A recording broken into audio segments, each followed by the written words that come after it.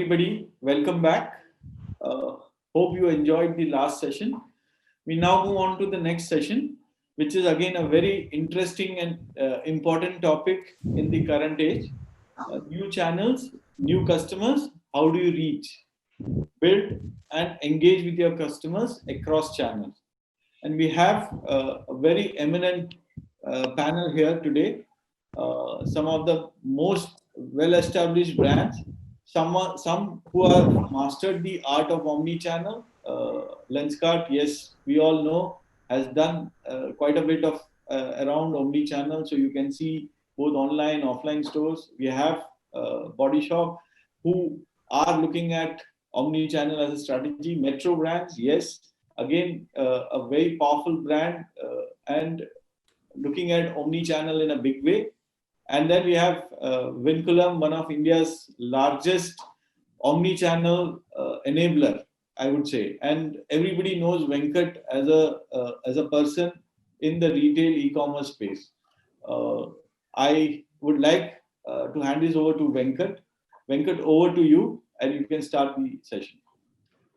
Thanks, Bhavesh, and thanks for having us here. And thanks also to the panelists for giving your time. I hope we can chat on some very interesting and give very interesting insights to the audience. Maybe we can start with a quick introduction of each of the speaker in terms of the brand they represent and their role, so that we set the context, right? And maybe you can just tell your coverage across country, across channels as an introduction, maybe 30 seconds to 45 seconds each. We'll start with Raj Gopal. Hi, good afternoon, everybody, and thank you for having us on the panel.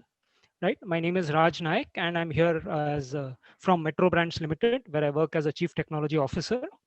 We are a footwear retailer with popular brands like Metro Shoes, Mochi, and Walkway. We have retail presence across the country through about 500 plus exclusive brand outlets.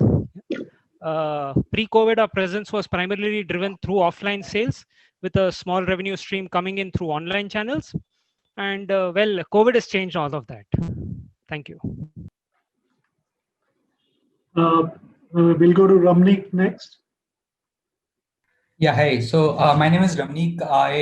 I'm one of the co-founders and take care of technology and product at Lenskart. Lenskart started about a decade ago as a pure play online player, and we have since got into stores and even home visits for the customer, and we leverage all the channels to reach our customers, be it home visits, stores, or online. Yeah, so that's about Lenskart. Thank you, Ramnik. And Atul, would like you to introduce as well. Not that Body Shop needs any introduction.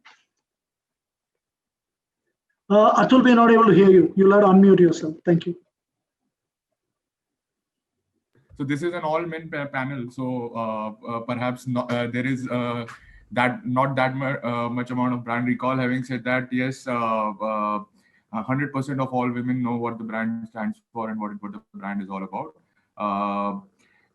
We have been in the country for about 14 years now, and from a retail footprint perspective, we are at 200 locations that are exclusive brand outlets, not to mention the SIS footprint. And from an e-commerce perspective, which is what I head at the Body Shop, we have been in business for about 4-5 years now, and we were just happy to be a small bit part till March 2020 happened, and suddenly everything came into focus when it came to e-commerce and everything. So of course we'll discuss that in detail, but I had the e-commerce and digital part of the business. I look at the P&L delivery for e-commerce and for digital brand campaigns. Thanks, Atul. Thanks for that. And so we could possibly start off with the digital commerce. Obviously, like each of us are saying, it can no longer be a channel which is seen as a secondary channel, right? So you got to have a strategy very clearly tapping social and digital post-COVID. Means I think very few brands can not do it. Just maybe we start with a little bit in terms of how have your revenues been on online versus offline before COVID and what do you see as happening in your category post-COVID? Maybe for the next 12 months. Maybe we can start with that. Ramnik, of course, you are a pure online retailer to start with. Even though you have stores, you still have an online bias. So we'll start with you first, and then we'll go around to see how we see the shift. Right. So we have, of course, we started as an online player and we have a huge online presence, and that is a significant portion of our revenues pre-COVID as well. But what happened post-COVID is that we have worked in several directions. Number one being introduction of new channels. So one of the channels that has worked out really well for us is we introduced WhatsApp as a full channel where you can do the complete purchase on WhatsApp without leaving your place. It worked out really well because customers are able to engage on and off with us. They are in a meeting, they will probably stop communicating, but after that they'll communicate back again. So that has really allowed us to get new transactions and new people onboarded. Another thing that we did is with introduction of these new channels, we trained our store staffs as well, so that wherever there are lockdowns, these all our team members are able to use their own Android phone with the tools that we have provided to them, with the apps that we have given to them, via which they're able to engage with their customers using phone call, cloud telephony, or using WhatsApp. And this all is completely monitored and audited at the central level, and the agent is not able to see customers' phone numbers, so the data privacy is taken care of, but they are able to use the tools provided to them to place orders for the customers. And there's a lot of enhancements and improvements that we have done along the way over last 6 months to improve this process. One important one being is we have given our agents the ability to view and help customers place order on their app, similar to what you see in TeamViewer and other tools, without the need of any other new application download by the customer. And we have introduced a lot of enhancements where people used to struggle a lot before for buying classes online. Like as an example, if you talk to anyone who's trying to buy shoes from metro brands, as Mr. Raj would know, and everyone understands the difference between a size 8 shoe and a size 10 shoe. But whereas if you go to glasses, and all of us here are wearing glasses, one wouldn't know what is the size of their glasses. So what we have introduced is using our machine learning. What we have introduced is a method in which the person is able to take a selfie from any phone, and we are able to tell them what are the right size fitting glasses for them. So a lot of things like these have really expedited over last 6 months, which have helped us bolster the online piece much more. So, Atul, same question for you as well.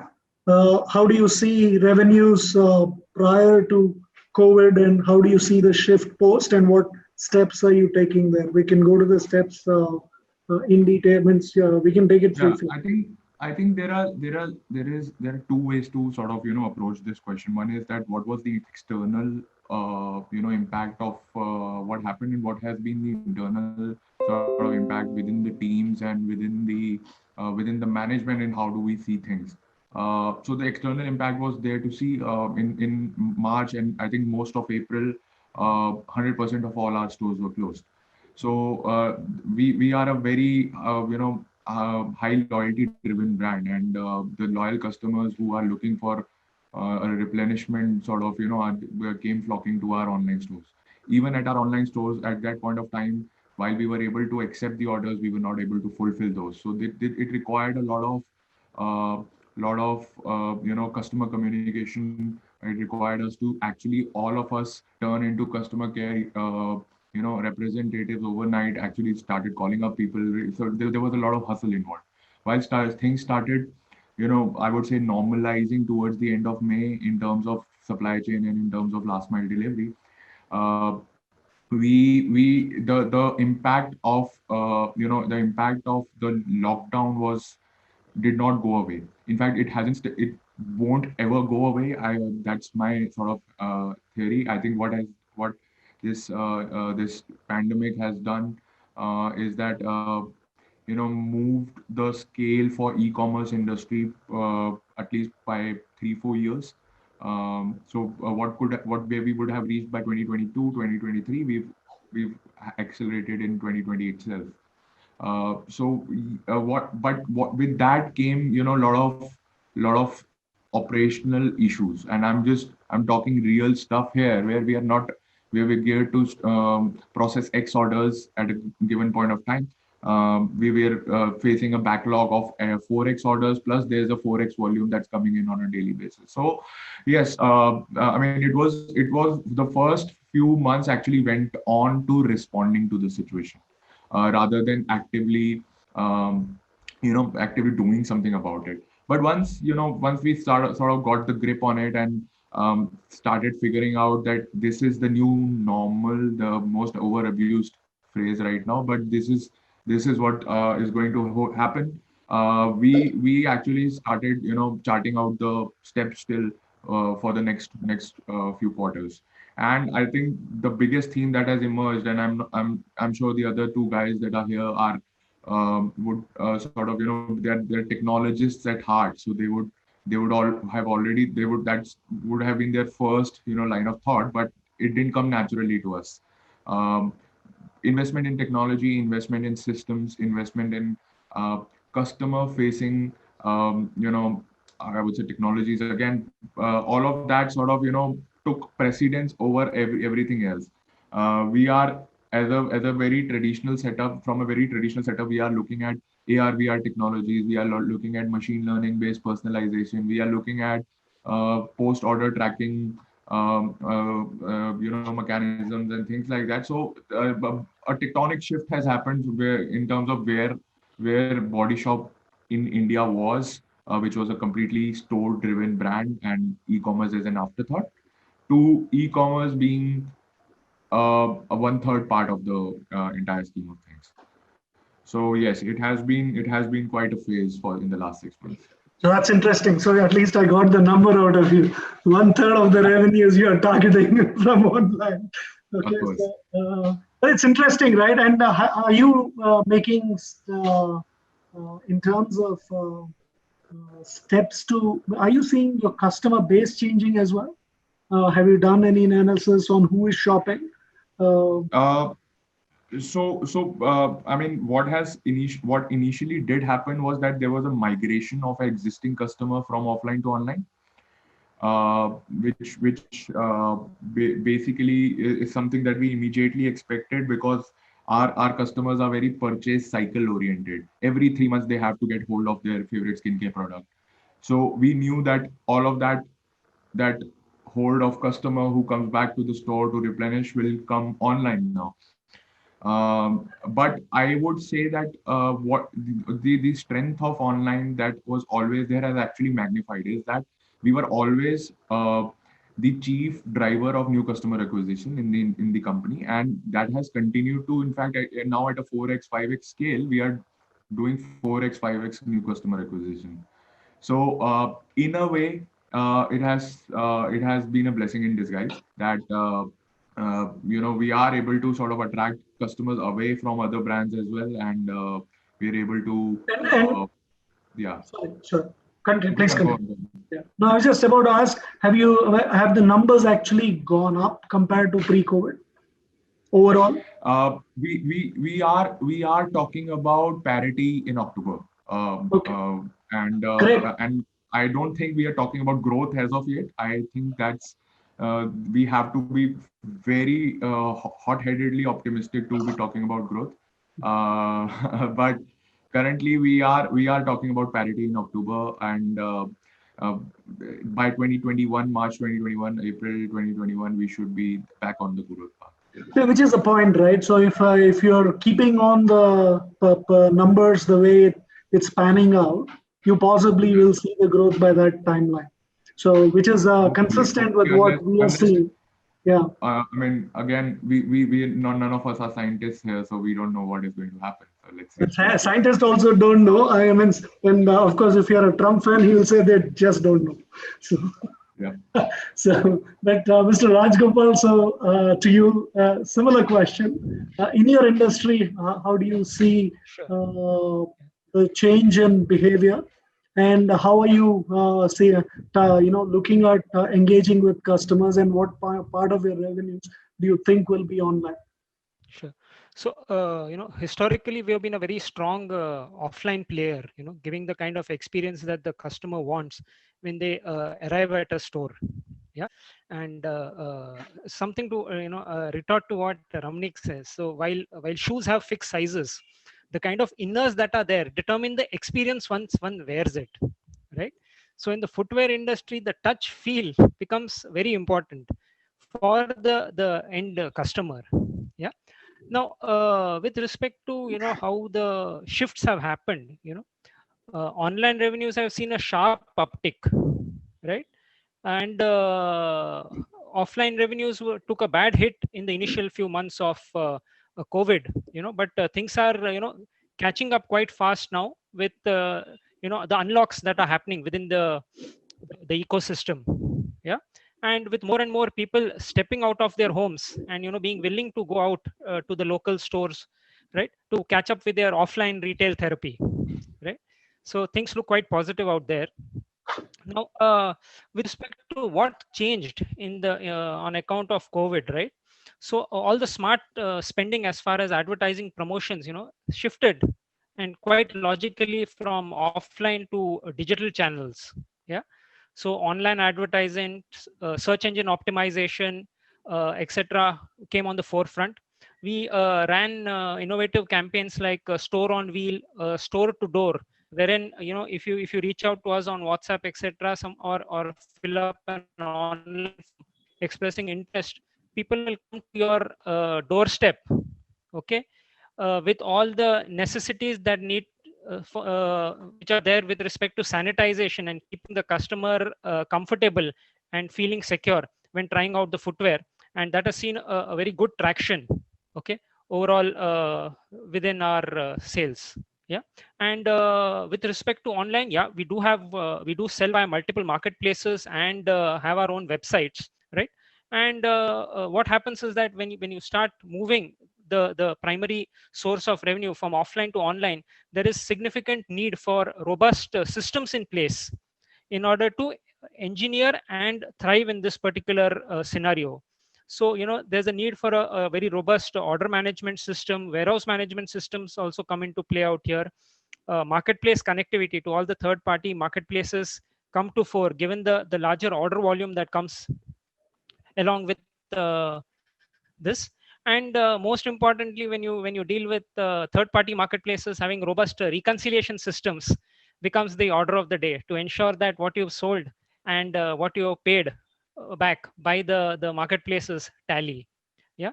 And well, over here, selecting the right partner is half the battle won.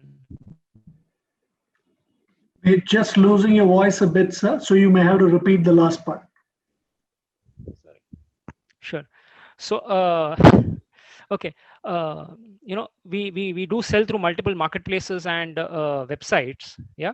And there is with the increased in order volume across these new age channels, what happens is that the systems and processes in place have to also be ramped up to achieve the kind of efficiency and throughput that both we and as customers seek, right?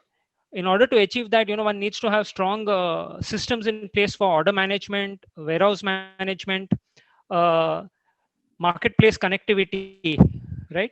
And most importantly, when you sell through third party marketplaces, the ability to quickly reconcile and revert back to the marketplaces with respect to any pending monies that have to come in, right? These all have become the order of the day and the need of the hour for us. That's I could have done an ad for our product stack better than that, Mr. Rajgopal. That was interesting. So, but I didn't mean to do it, but it was. Thank you for that. So, it's interesting, right? Customers are. I mean, if I look at what has happened in some of the other countries, right? If I look when Singapore opened up, there was a pent-up demand which was there for people not having gone to the stores, and suddenly what we saw was I had pictures which came back from my friends, which showed that people were standing waiting on the escalators to buy a Nike shoe. So well, that's like unthinkable, right? Means you in normal course that wouldn't be happening. So there is a pent-up demand which possibly will mean people, if they feel safe, they will come back, and they'll come back in large numbers.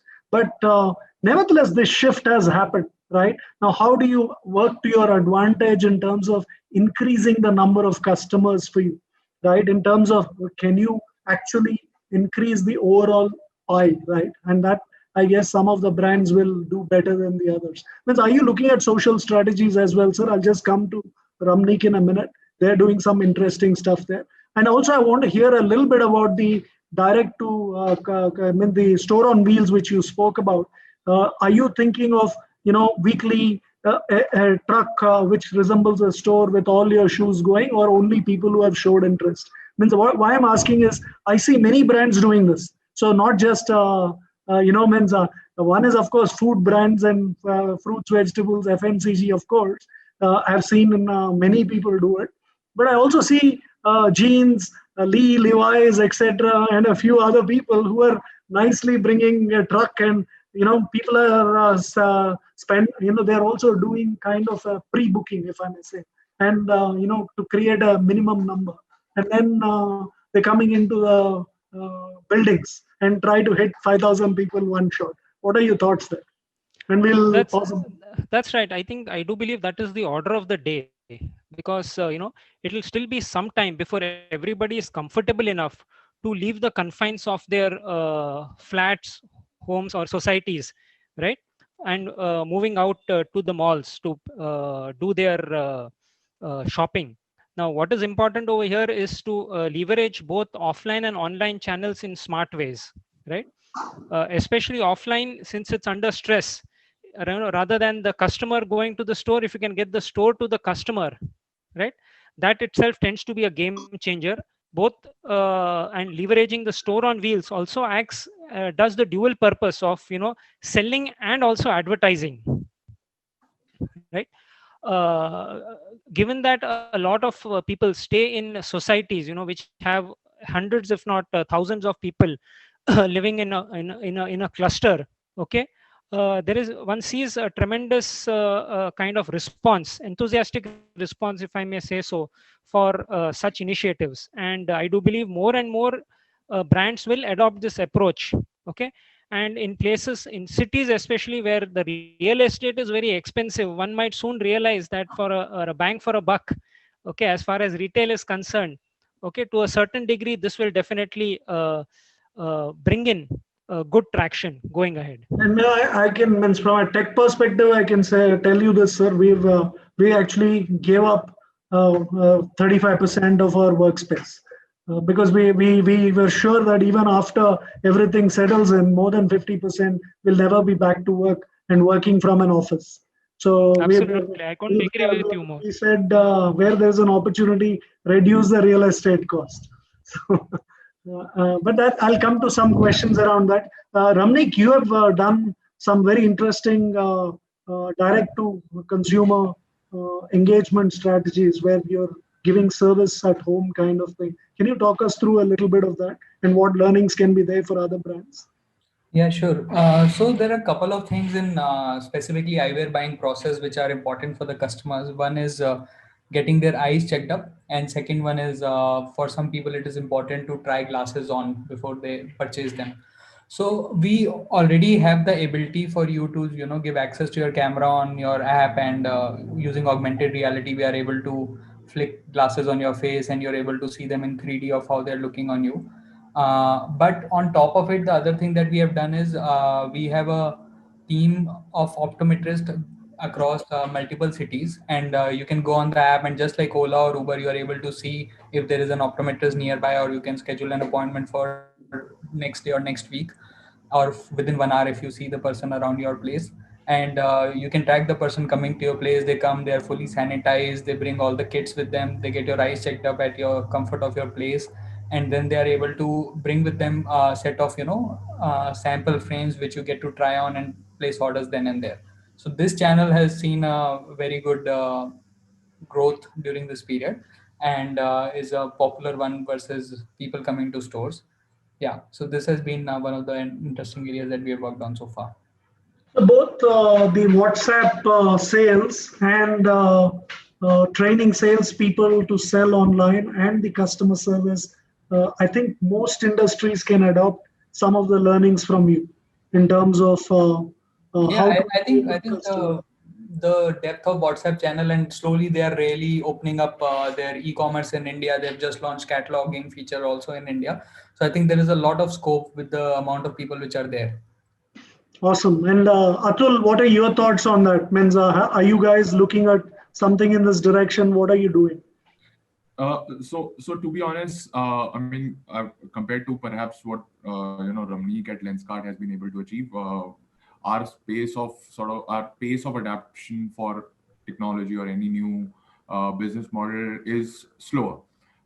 Having said that, I think because we were reacting almost on an hourly basis to what happened in April. One of the things that immediately emerged from customer feedback itself is that, hey, we know what we want. We as a category, I've emphasized on this earlier, drives a lot of repeat purchase and drives a lot of loyalty. Why don't you deliver this to us? So what we did was that we immediately sort of got into partnerships with hyperlocal delivery partners, where we enabled our 200 odd locations with stock that could expire very soon also. So you have to consider that factor as well, which is not the factor with the other two gentlemen here. So we had to move the stock which is there at the store. We could not let it lie around for about a month or so. Immediately we tied up with the hyperlocal partners. We had a hyperlocal partner, exclusive hyperlocal partner in four hyperlocal partners in 4 regions. And then we, and in other regions, we actually enabled our store staff to buy second-hand two-wheelers or something like that. Turned the whole thing around, got them, sort of cool carriers to be carry with their bikes as well. And we realized that we were able to actually do about half of our business through home deliveries alone. Purely because of our customer outreach to our existing loyal database and to the customers himself coming to us via our websites or Facebook or other communication channels and placing an order with us, completely handled manually, but worked beautifully because it was then segregated into 200 stores with 200 store managers acting as sales and operational agents. It was done not in the most elegant manner, but it was effective. Now what we've done is we've sort of formalized the whole process, and the technology and the integrations are now in place. So that is one big D2C initiative that we've taken. The other bit is that we now are actually looking, or rather have activated top 5 stores in each region to act as mini warehouses in that region as well. So the last mile delivery happens from the store, last mile fulfillment happens from the store, and that has reduced our time to customer in those regions by almost half. So I think those are some of the things that we were able to sort of achieve in this 6-month period, which we would have taken about a year or year and a half to do that. That's amazing, right? In fact, you're saying you're slow to adopt, and you're saying that you've done hyper-local integrations. You're doing fulfillment from regional hubs. You're also, well, you may say it is quick and dirty. You've been very effective, nimble, and you're launching, a modified omni-channel so that customers get goods fast. So all these are things I think everybody can adopt. I think no technology can surpass human endeavor. So that's what we brought to the table. Just pure grit and human endeavor to yeah, I think. See, ultimately, speed and being nimble and being able to turn things around very quick is the most important thing at this point. So it's fascinating when you say that, right? And you sell quite heavily on marketplaces. Is that correct? No, actually, that's not that traditionally has not been our focus area. As we as a brand like to know who our customer is, and like to sort of reach out in their very personalized very sort of one-to-one manner. Even at stores, when we talk to our customer, we actually look up their previous purchases, and our store managers kind of adapt their conversations according to that. So we very recently sort of went live with Amazon, but I wouldn't say that our heart belongs to the marketplaces. It doesn't.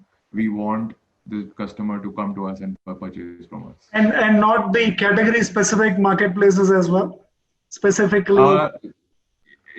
Specifically, we are very against the category specific marketplaces. Okay. The horizontal marketplaces are still something that we can live with. The category marketplaces are taking away the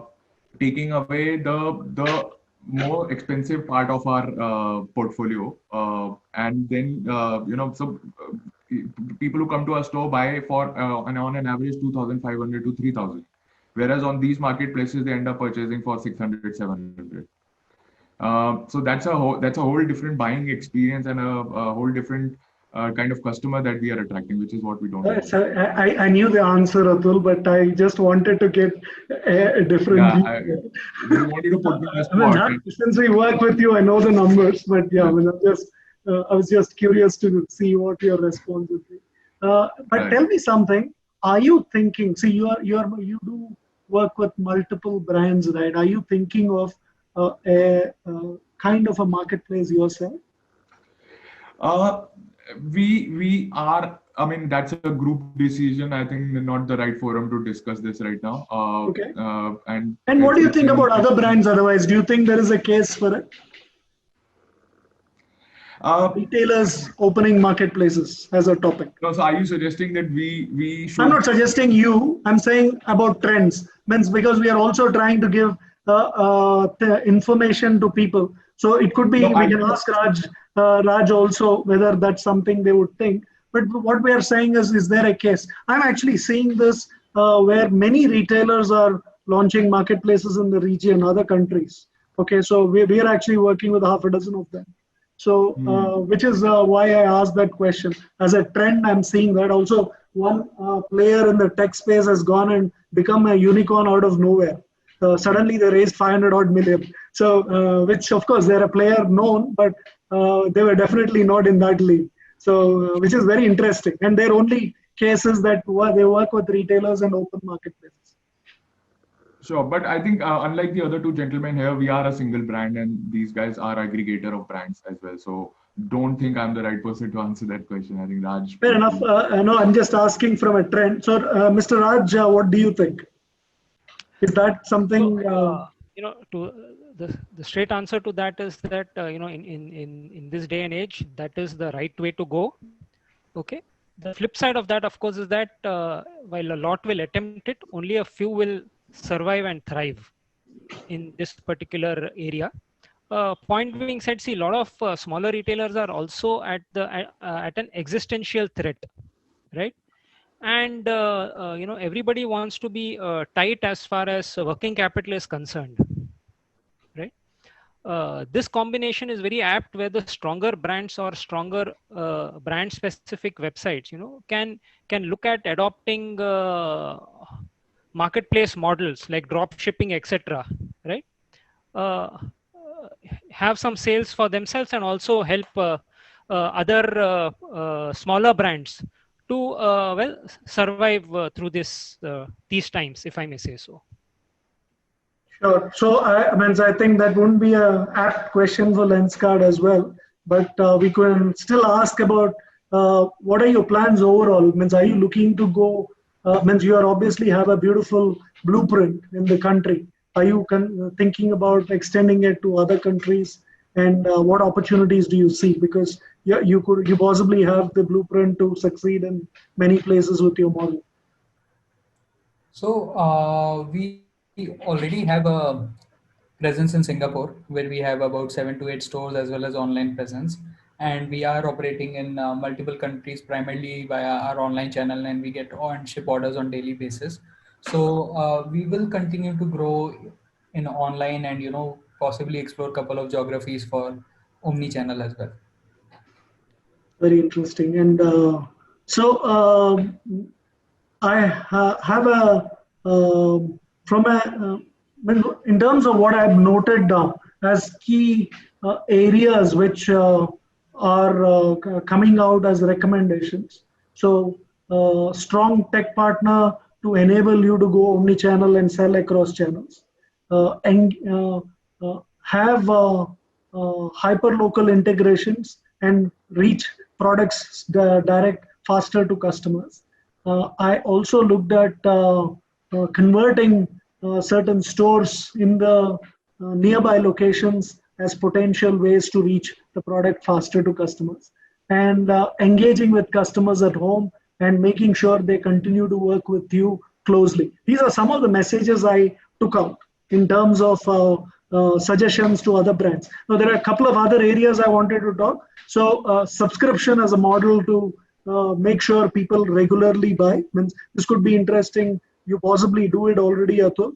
But do you see that how working as a model? That is one I wanted to touch. The other thing is about malls. We'll come to malls next. So first one is a subscription. What do you think? Okay, so to answer your question, yes, I personally am a big fan of subscription model. One of the things that I joined the organization about 1.5 years ago, and that's the first project I wanted to undertake.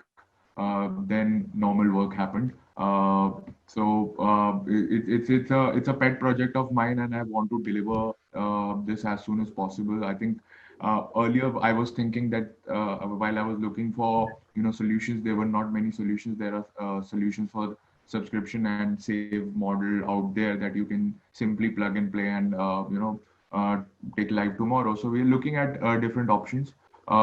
We don't have a subscription model per se, but our customers are very subscription-y, if that makes any sense.